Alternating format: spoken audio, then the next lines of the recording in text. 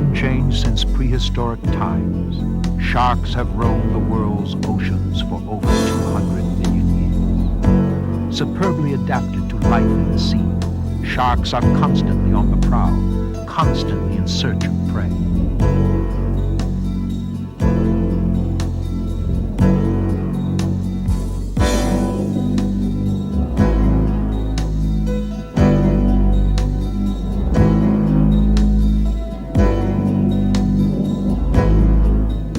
Now, two of the world's most experienced underwater photographers, Ron and Valerie Taylor, devise a technique to allow them to study and film sharks at close range. Using Val as bait in their experiment, the Taylors set out to prove that only a few sharks are deadly to man. But when dealing with sharks, the unexpected is normal.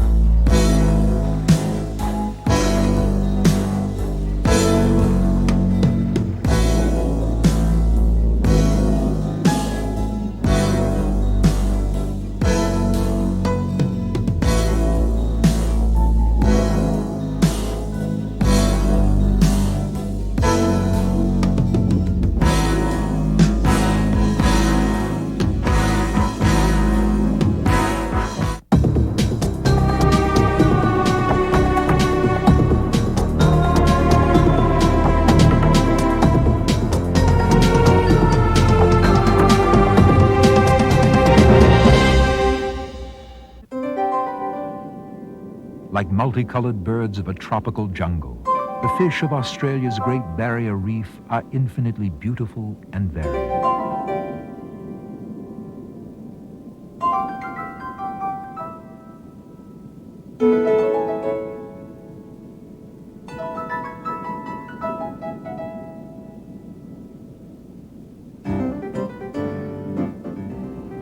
Diving into this world over 20 years ago came underwater photographers, husband and wife, Ron and Valerie Taylor.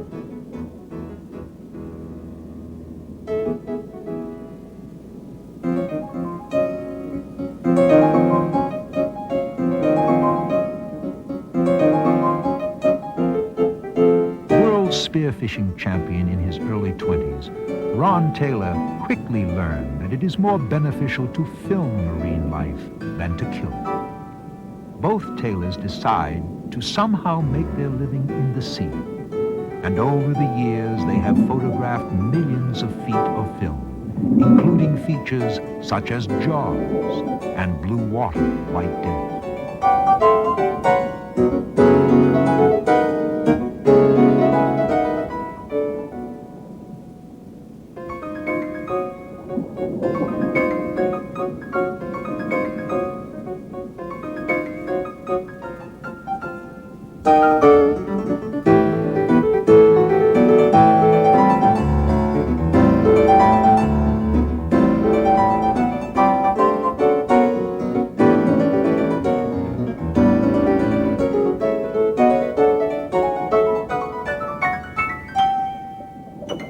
Working together, the Taylors have become superb shark behaviorists, traveling throughout the world to obtain footage of many of the over 100 species.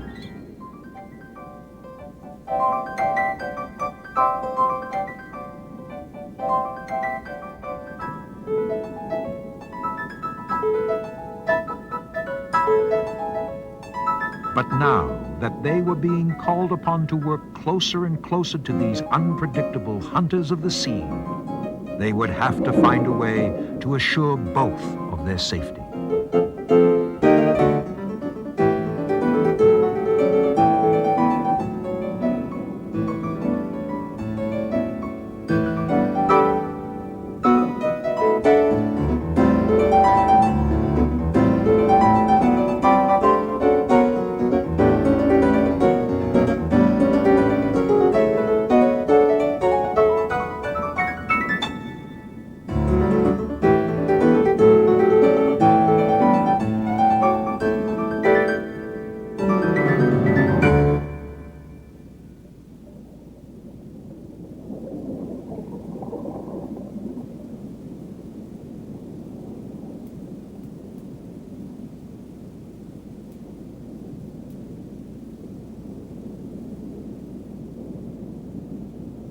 Ron searches for methods which will protect them while outside the cage. Always unpredictable. Feeding sharks will strike at anything. Ron and Valerie explain. Valerie and I are working in deep water off the San Diego coast for Alan Landsberg's television series, Amazing Animals.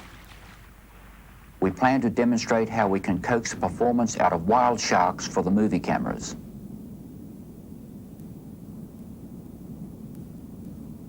Distracted by two sharks near my head, I didn't see this one come. It grabbed my leg.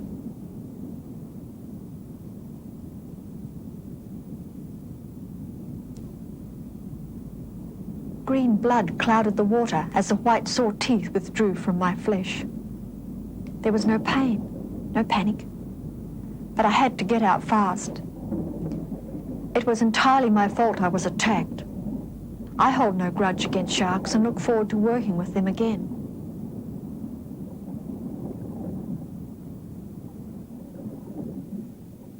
Valerie's been bitten on the leg. I'm bringing the fish with the top half and he's damn well biting the bottom half. Oh, I think it might be. Oh, that one's cut right into your wetsuit, Valerie. I tell you, he's cut right through my leg. How bad is it? Hell, I have to look. Oh! Right. Oh, dear, look at all that blood. No, Ronnie, it's really bad. There's a lot of blood there. Get this off. Now, just lay down, Valerie. Lay down. Sit down. Lay down. Get your leg up. Somebody ought to get on the horn. Yeah, get Coast Guard. Tell them we want to go back.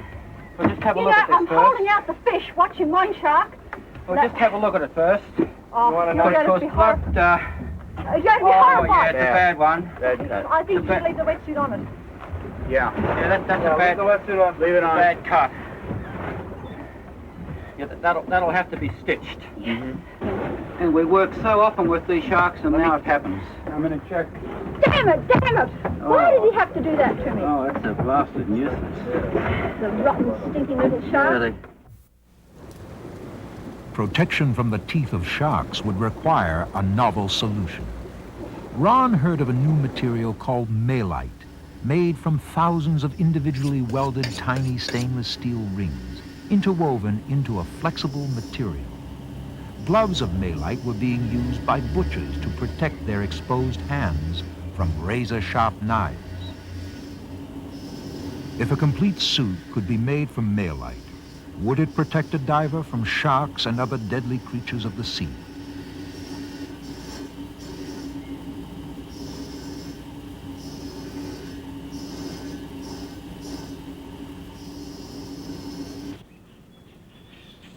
Hey, Valerie, have a look at this.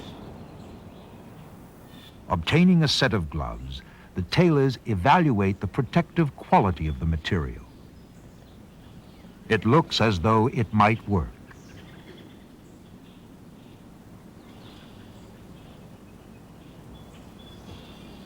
Even the sharp-pointed teeth of a mako shark barely penetrate between the rings, and these could be cushioned by the thick rubber wetsuit normally worn during a dive. With their first suit, costing about $3,000, the tailors traveled to the northeast coast of Australia to test the suit during one of their filming expeditions. But the suit has been made a bit too small for Ron. It won't fit over his thick wetsuit.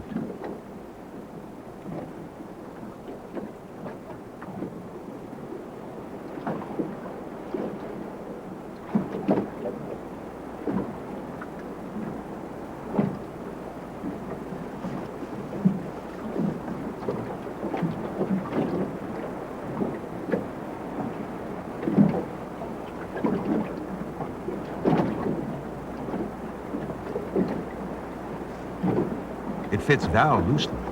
As usual, she is game to try anything. Because of its weight, the suit will take the place of the lead weight belt usually worn to make up for the flotation of the rubber wetsuit. Once in the water, Valerie finds she is properly buoyant. At least for diving, the protective steel mesh works well.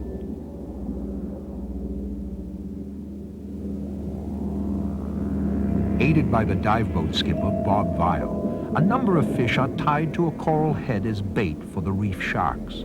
Val readies her camera and settles down to see what will happen next.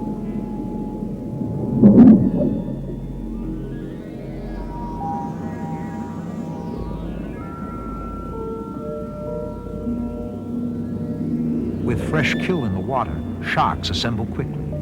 A baby gray reef shark approaches and cautiously circles Val.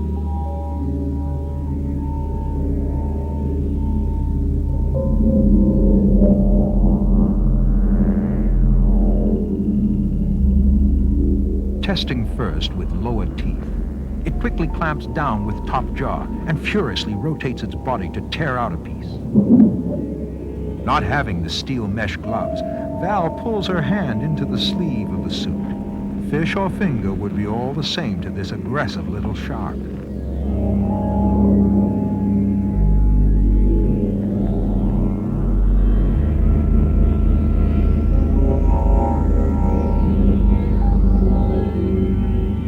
Now a white-tipped reef shark appears and swims straight at Ron's camera, then circles the bait.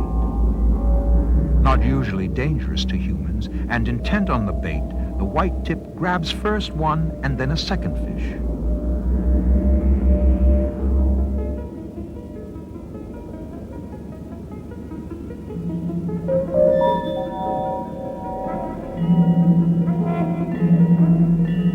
It's almost too good an opportunity for Val, who fondly rubs its back and gives it a playful hug.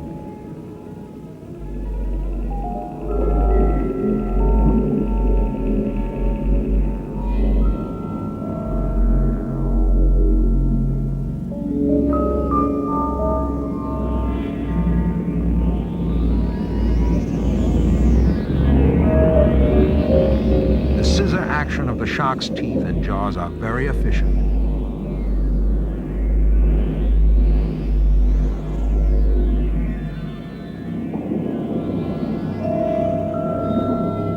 Now a larger white tip arrives, and it too goes immediately for the bait.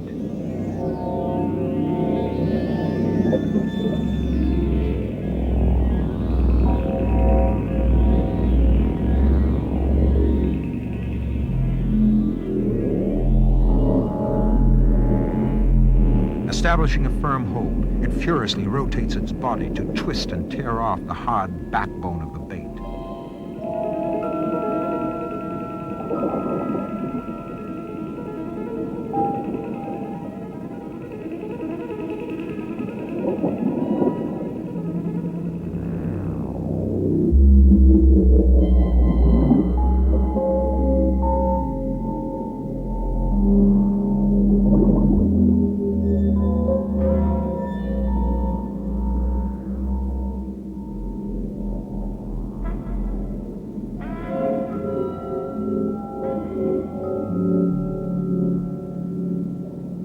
As more and more scraps are dispersed by the feeding sharks, a school of barracuda pass close by.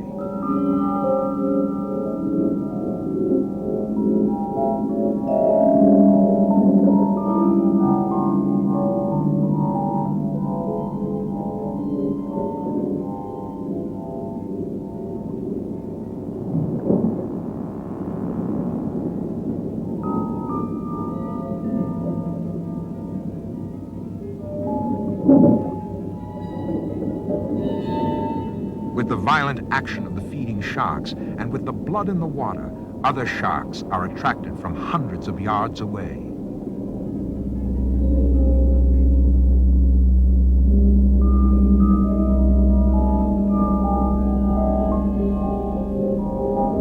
Smelling the bait, larger and more dangerous sharks arrive.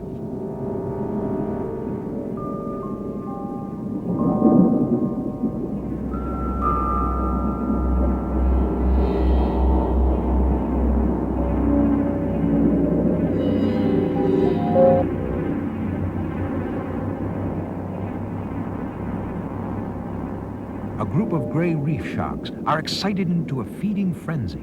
Ron recalls the incident. They are performing well for my camera when suddenly the unexpected.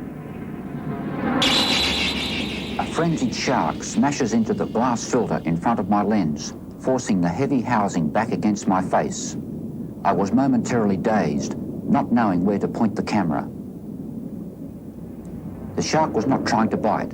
It simply smashed into me with its snout.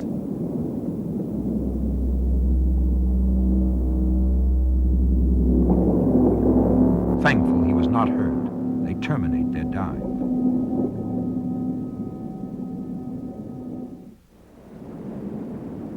Satisfied with their initial test of the steel mesh suit, Ron and Valerie traveled to San Diego, where they will work in open ocean to film blue sharks. Here they are joined by Jeremiah Sullivan, a marine biologist from the Scripps Institute of Oceanography.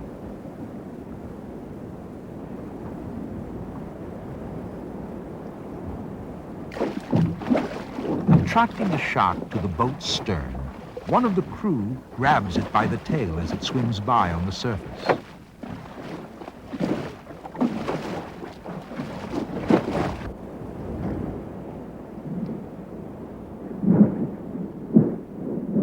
All show proper respect for the razor's sharp teeth, even if they are out of their element.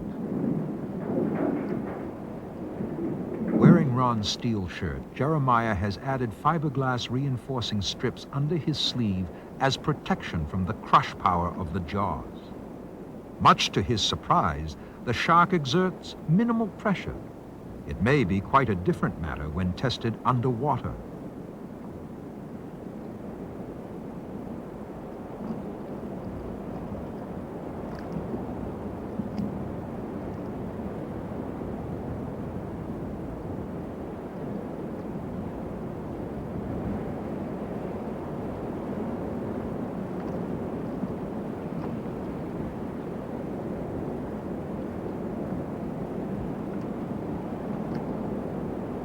Having served the experiment, the shark is returned to the sea.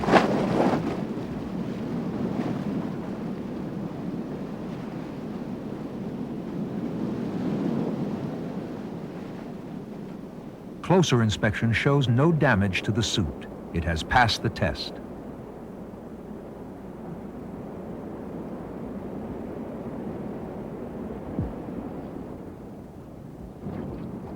Now Val, Ron, and Jeremiah prepare to dive with the blue sharks, drawn to the boat by placing fish scraps in the water.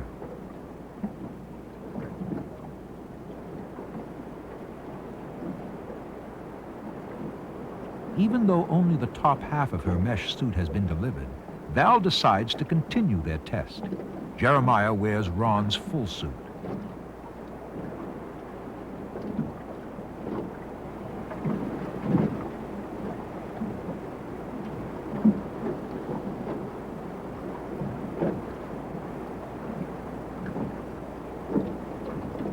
It's a clumsy garment, and the straps and buckles will take a bit of getting used to. As before, Ron wears only his rubber foam wetsuit, protected by his camera, sometimes a good weapon, and not baited as the others. He feels quite safe.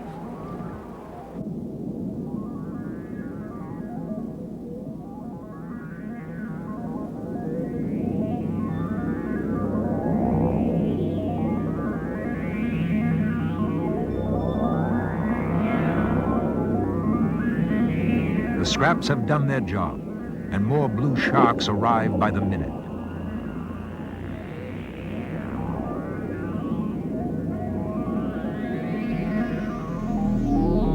Unprotected from the waist down, Val now has her hands full, attracting sharks with fish, dodging others, and watching out for a sudden hungry intruder from the rear.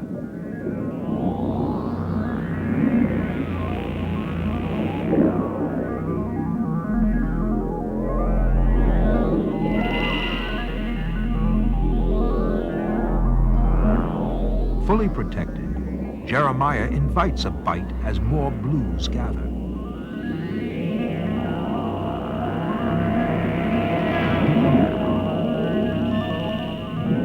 near the surface, Val is becoming the center of attention.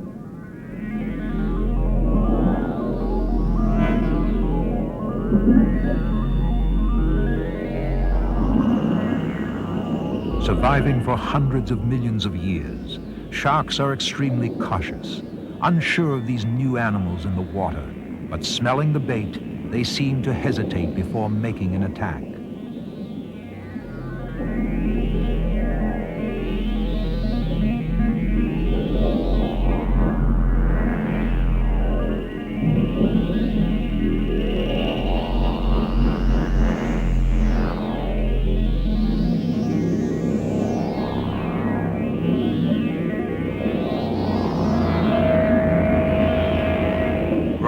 Curious and aggressive, the sharks try to bite Val's body and arm. They come from all sides, some unexpected.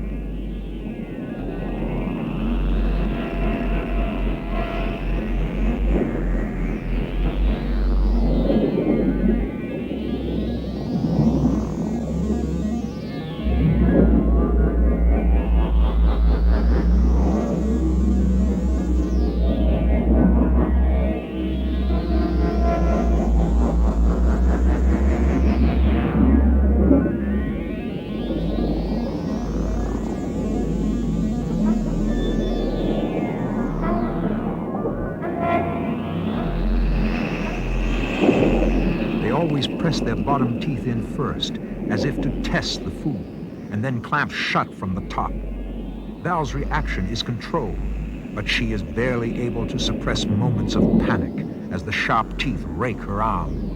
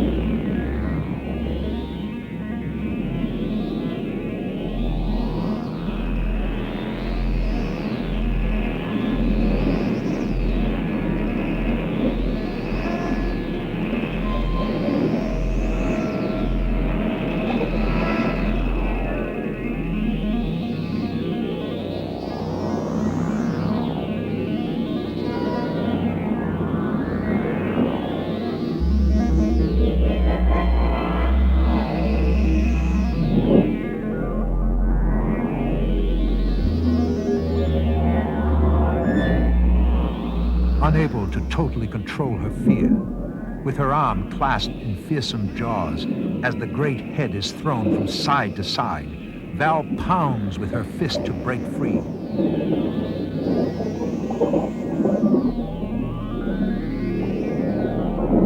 She signals Ron all is okay. The suit holds. Jeremiah, now on the surface, intends to test the pressure power sharks would exert on surface swimmers. Val also takes bait, planning to stay near the surface. She explains. Beneath me, a dozen sharks circle, all larger and far more at home in this environment than I am. Unobserved by watchers on deck, a second shark had hit my backside and continued to bump me even though I twisted away. With relief, I feel Jeremiah lift me bodily from the water. It was a very dangerous moment. The shark on my arm required my full concentration, and I lost control of myself in the situation.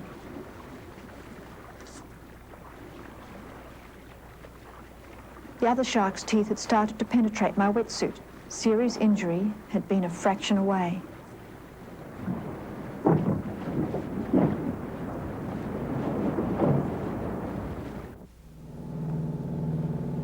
Returning to Australia, the Taylors motor along the Great Barrier Reef, assured of more opportunities to dive with sharks.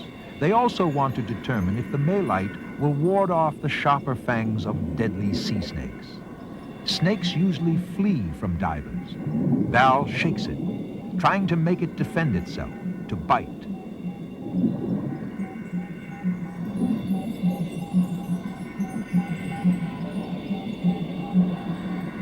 Always near, Ron records with camera, serves as support should Val need it.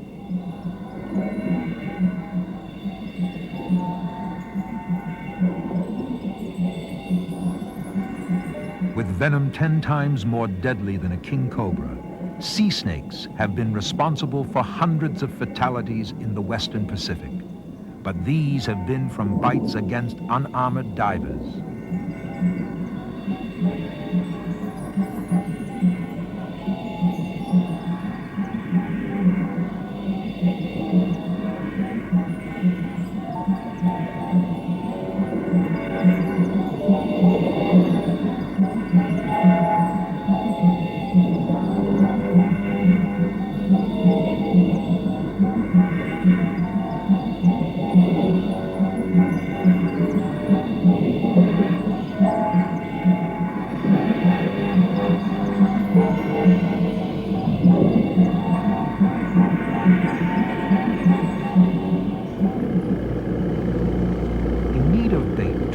Sharks, Val and professional fisherman Alexander Muller troll for tuna.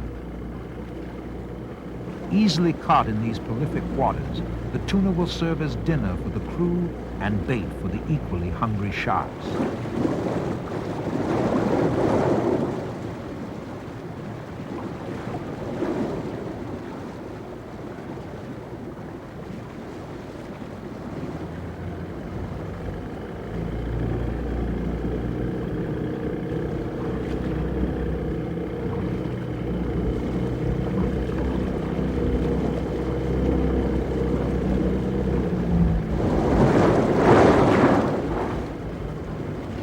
Quickly, the fishing activities attract reef sharks.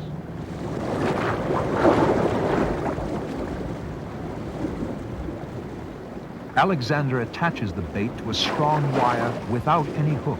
Ron films the frenzy as closely as possible. Sharks stream in from everywhere, dashing madly, snapping at anything. Ron's only protection is quick reflexes and extremely good luck.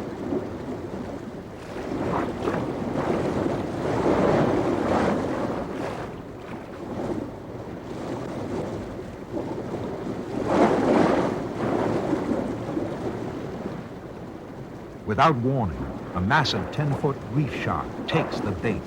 Rolling and thrashing, it strives to sever the steel wire. Baited without a hook, the monster could easily spit out the bait, but its feeding instinct overrides all reason.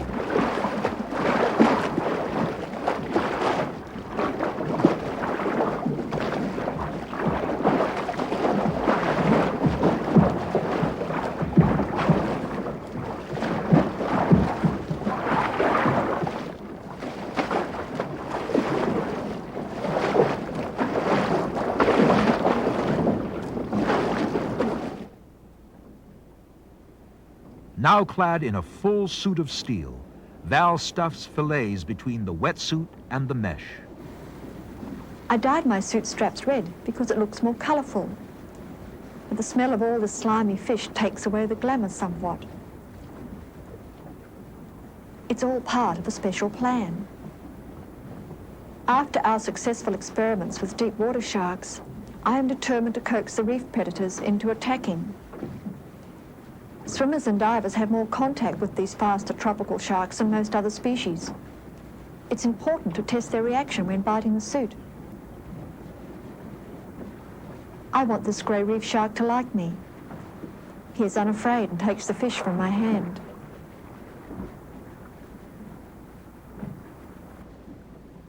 Still without a mesh suit, Ron knows from experience that the sharks will be far more interested in Val, smelling of fish, than in him.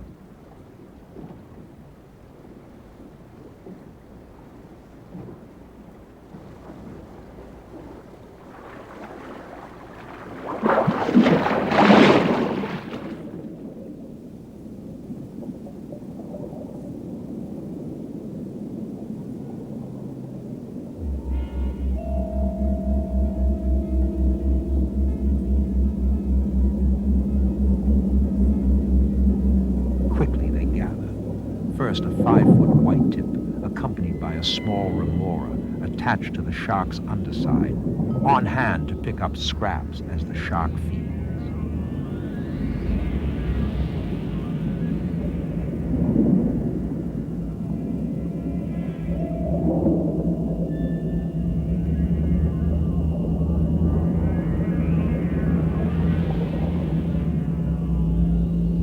A white-tip dives straight for Val, wrenching a whole fish from her grasp.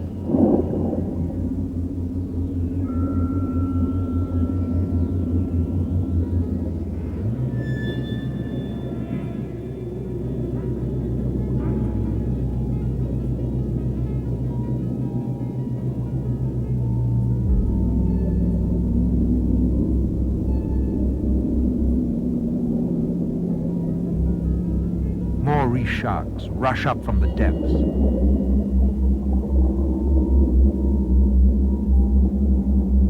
Ron follows close behind a white-tip.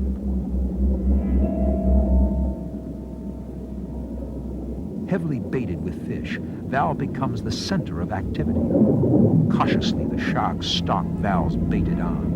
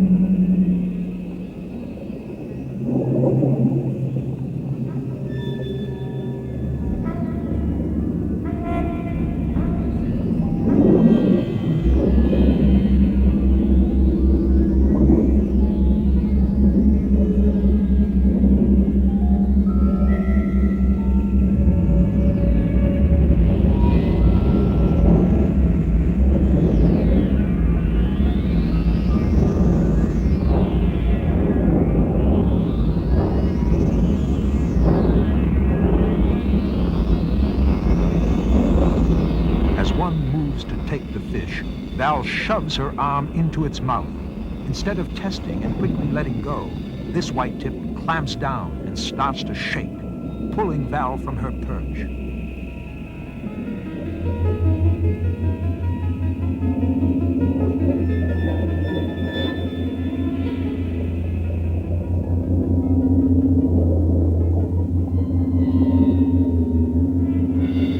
Struggling to free herself, she breaks loose, her arm aching from the violent action. Composing herself, she signals all is well, casts a furtive glance over her shoulder to see from where a new attack might come.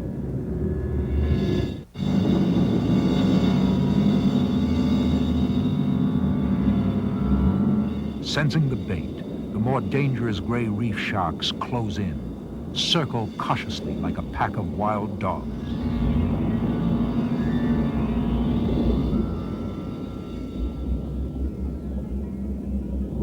Alexander comes from the support boat with more bait wired together. He attaches it securely to the coral head.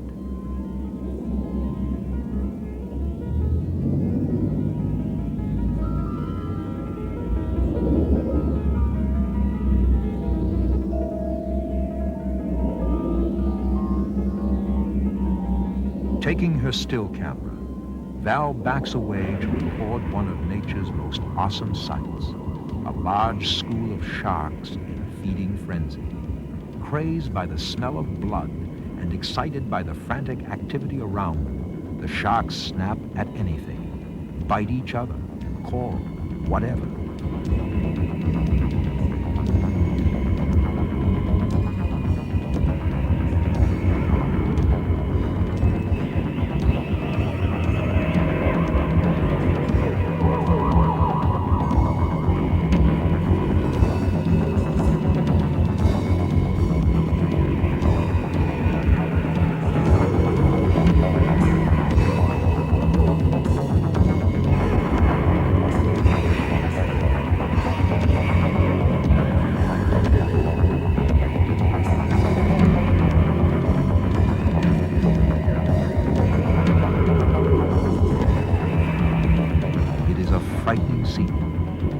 takes picture after picture.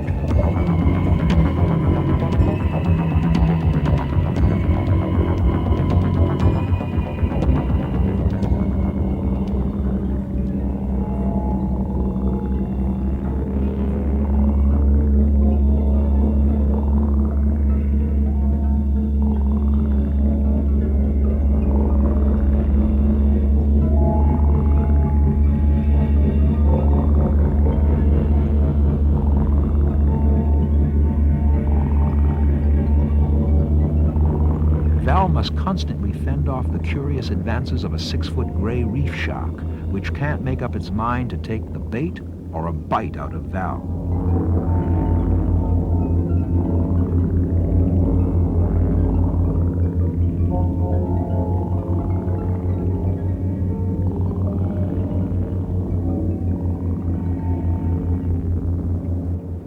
The Taylors, knowing that sharks are attracted to the distress vibrations of a wounded fish, instruct Alexander to take the spear gun below.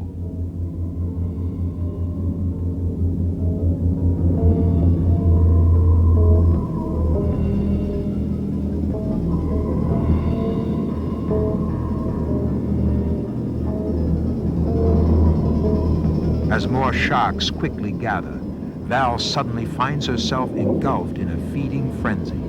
She recalls. Suddenly, a shark hits my face, teeth grating against my head. I swim away, dazed, my air supply torn from my mouth. I fight to stay conscious. Blackness threatens to engulf me. I struggle towards Ron, but he is unaware of my distress. My face is in agony as I rush to the surface, life-giving air my one desire. Camera still running, Ron swims to her aid. Dazed, she gasps for air. Ron grabs her air supply and pushes it into her mouth.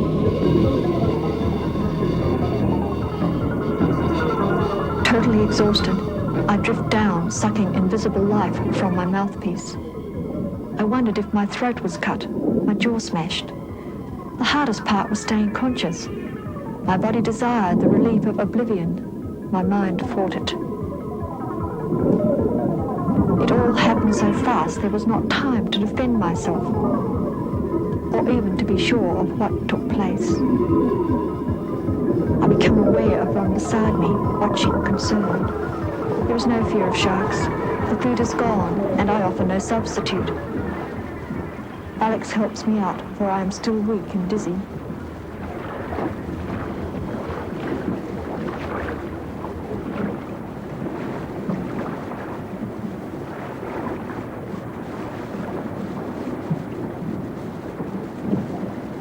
My jaw hurts more from the blow than the wounds. Even speaking is painful. It is only then that the full extent of her danger is realized. Close in, holding bait, she is rushed by the shark, its mouth wide, its teeth surrounding her face.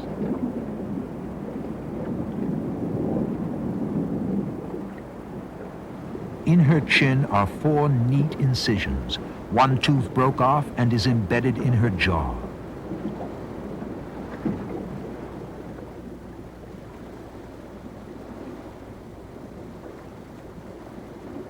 Unseen, unfelt, another shark had struck her leg, actually punctured through a few steel mesh rings. Without her protective suit, she would have been torn to pieces. The final test of the Malite suit will take place along the coast of South Australia. Here they hope to find the most feared shark in the sea, the great white. Ron describes. It's simply a matter of hanging chunks of meat over the side to lure the sharks to us. Sometimes we wait a matter of hours or a couple of days, but we know the monsters will eventually arrive. Normally growing from 12 to 14 feet, there have been encounters with great whites ranging to 16 feet in length and weighing over 2,000 pounds, a ton of skillful eating machinery.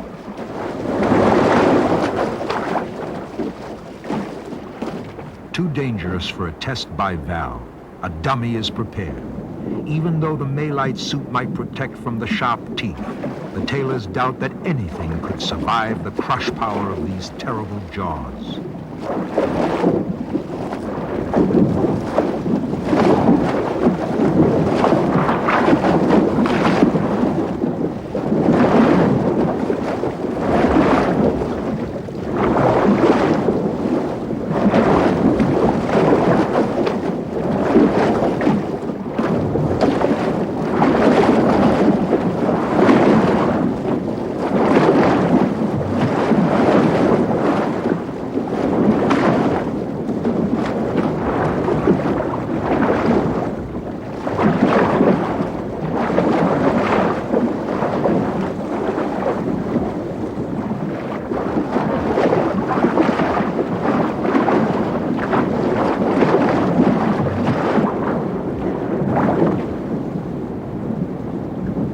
Fitting a wetsuit stuffed with seaweed into the malite covering, the Taylors plan to film a surface attack by the great white.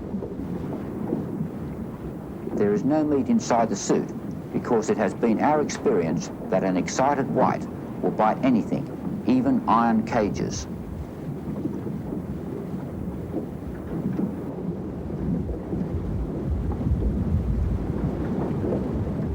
If it were a surface swimming diver, would it survive?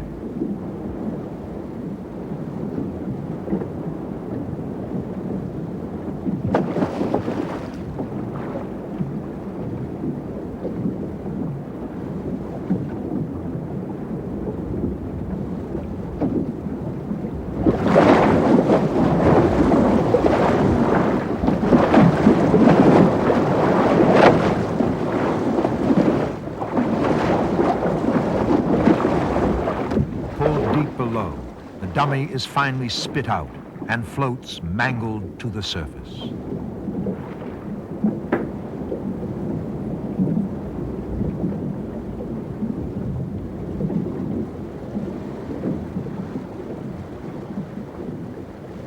The suit has survived. It is doubtful that the diver inside could have.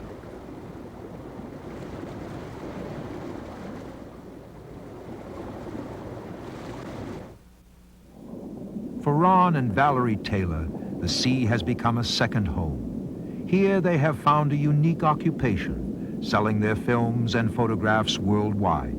They have been able to combine their hobby and livelihood. Years of careful observation have provided the experience to judge risk and overcome fear and panic.